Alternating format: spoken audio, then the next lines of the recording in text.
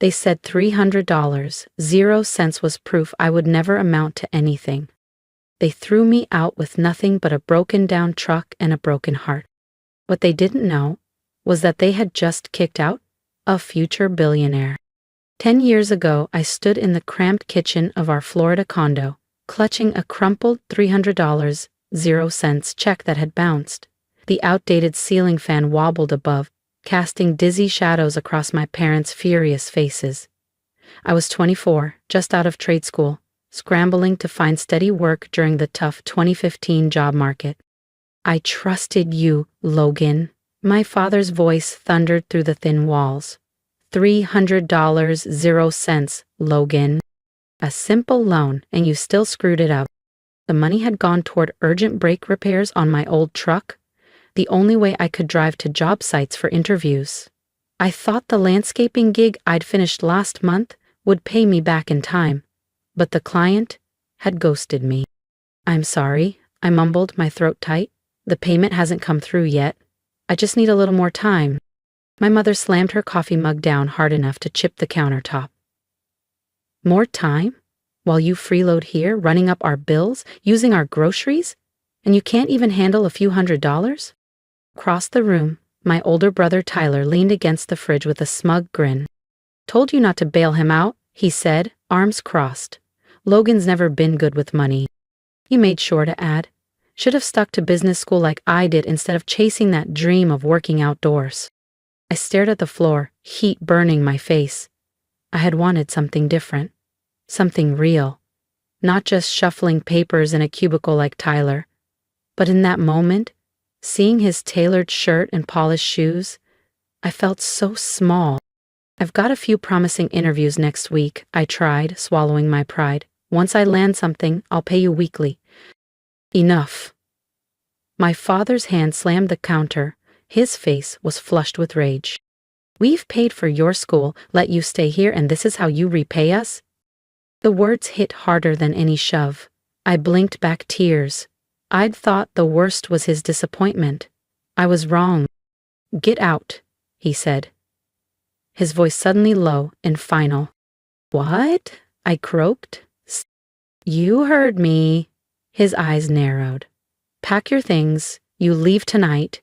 You clearly need to learn what real life feels like."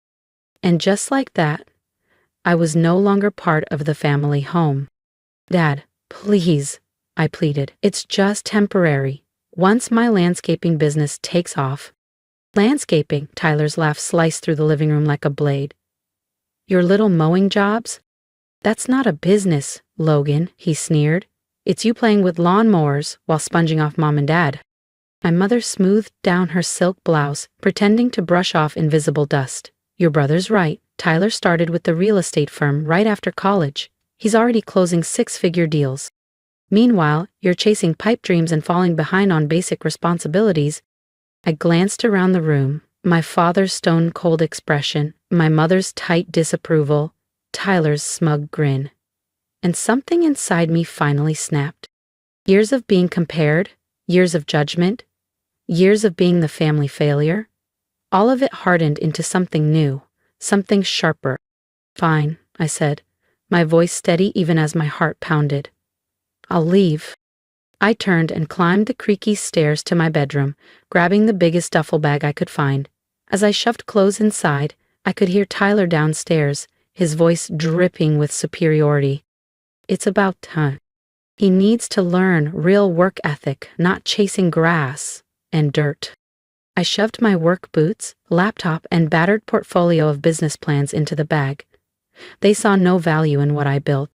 But I knew the future wasn't behind a desk. It was out there, in building something real.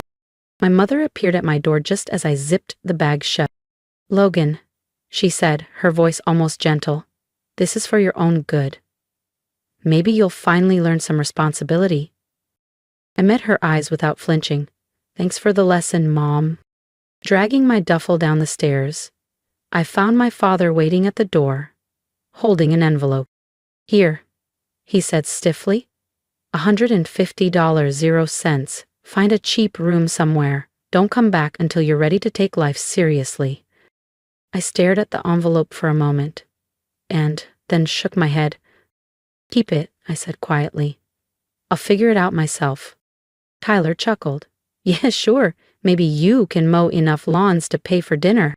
I stepped out into the humid Florida evening, my whole life crammed into a bag.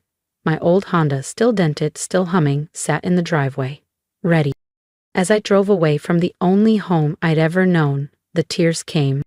Not from sadness. From resolve. My family thought they were teaching me a lesson about money. What they really gave me was something far greater, freedom.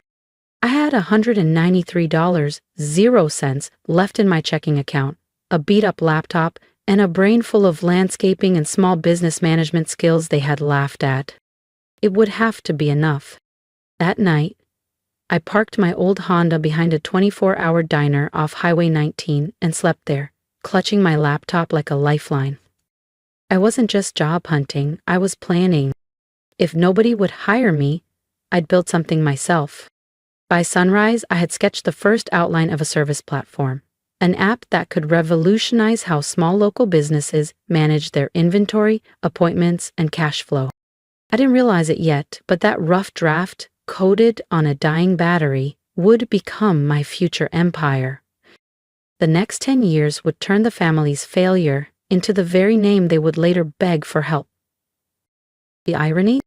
Being kicked out over a bounced $300.00 check turned out to be the best thing that ever happened to me. Because sometimes hitting rock bottom isn't your end, it's your foundation. As I curled up in my car that first night, Tyler was probably kicking back in his fancy condo, thinking he'd won. What he didn't know was that a decade later, he'd be praying for a meeting with the same loser brother he helped shove out the door. That night wasn't my downfall. It was my beginning. 10 years later, I stood in my corner penthouse office, gazing out at the sparkling Miami skyline below. The app I'd started coding in that diner lot had grown into Greenline Systems, one of the nation's top small business management platforms. You try it again? My assistant's voice crackled through the intercom. Mr. Hayes, Kingston Realty's executive board is waiting in conference room A. I smiled slightly. Kingston Realty, my family's company, bankrupt and desperate for a merger, completely unaware that Greenline Systems was owned by the irresponsible son they had cast aside. The press called me the shadow CEO, the invisible mogul behind Greenline's success. No photos, no interviews, only results. Send them in, I said calmly.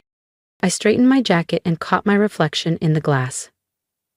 Gone was the 24-year-old scraping by in a parking lot. In his place stood a man shaped not by rejection, but by relentless resolve. If you've listened this far, you're just getting started. Subscribe so you don't miss Logan's final confrontation with the family who abandoned him. The next chapter is one you won't want to miss. The first 2 years after being kicked out were brutal. I pulled shifts as a night cleaner at a grocery store, scrubbing floors until dawn, while coding Greenline Systems in the corners of coffee shops during the day. I lived out of a studio in a rough part of Clearwater Beach, barely scraping by. But slowly, things started changing. A local tech incubator spotted my prototype. Seed funding followed, then the first few loyal clients. Word of mouth exploded as small businesses realized Greenline was the answer they'd been waiting for. By year 5, Greenline Systems was revolutionizing the small business world. By year 8, it was valued at over $2 billion, 0 cents. And now, in a twist almost too perfect to script, Kingston Realty, my family's pride, was teetering on the edge of bankruptcy, practically begging for a lifeline. Begging for me. I entered the towering conference room, watching the board members stiffen. There, at the center, sat my father, grayer, thinner. Tyler leaned back beside him, tapping his pen anxiously against his leg. My mother clutched a worn leather binder like it was a life preserver. None of them recognized me. 10 years, a different last name, a billion-dollar success, and a steelier posture had erased the desperate 24-year-old they'd cast out. Good morning, I said smoothly, settling into the head seat. Let's talk about Kingston Realty's challenges. My father cleared his throat. Mr. Hayes, we appreciate you taking the time. As you know, Kingston has been a respected name for decades. And now you're bleeding clients, bleeding cash, and months from insolvency, I cut in, my voice steady. You're not here for a partnership. You're here for a rescue. Tyler's face tightened. His tech modernization efforts had flopped spectacularly against Greenline's platform. I opened my folder. Let's not waste time. You need Greenline. The real question is, why should we save you? My mother leaned forward desperately. Our legacy, our connections, our history are meaningless if you can't keep up with the modern economy, I finished, watching her face fall. You clung to outdated ways while the world sprinted past. Tyler flushed crimson. Just because some flashy startup outsold us last quarter doesn't mean. I arched a brow. Tell me, Mr. Kingston, how is that attitude working out? He fell silent, his eyes flickering downward, the same look he wore the night they tossed me aside. And now, they needed me. Not as a son, as their only hope. I stood and walked to the floor-to-ceiling window overlooking the Miami skyline. 10 years ago, Kingston Realty had a chance to invest in Greenline Systems, I said calmly. Your exact words were worthless lawnmower apps, if memory serves. My father frowned, confusion flashing across his aging face. I don't remember that. No, I'm sure you don't, I replied, turning to face him. Just like you probably don't remember throwing your youngest son out over a $300 0 loan. The room froze. My mother's binder slipped from her hands, landing on the polished conference table with a dull thud. Tyler's face drained of color. Logan? He whispered, almost choking on the word. I let a small, cold smile curl at my lips. Hello, family. Surprised to see what a so-called worthless landscaping degree can achieve? My father half rose from his chair before collapsing back, stunned. But you're Logan Hayes, the shadow CEO. Funny what someone can accomplish when they're not constantly being compared to the golden sun, I said, strolling casually back to my seat. Now, about Kingston's future. Logan, sweetheart, my mother started, her voice suddenly syrupy sweet. If we had only known, family should stick together. Me, I laughed, shaking my head. You threw me away for $300 0, and now you want my billions? Tyler finally found his voice. That was different. We were trying to teach you responsibility. And I learned, I said coolly, pulling another folder from my briefcase. I learned exactly who to trust. I opened the folder and slid it across the table. Greenline Systems will be acquiring Kingston Realty. Your client accounts will be migrated to our platform. Most employees will be offered contracts. Acquiring? My father croaked. We're not for sale. Check your shareholder agreements, I said evenly. Over the past year, Greenline quietly bought 51% of Kingston's shares through subsidiary holdings. As of this morning, I own your company. His face turned ghost white as the truth hit. You can't do this, Tyler shouted. I already have, I said, standing up. The press release goes out in 1 hour. I turned to Tyler with a faint smile.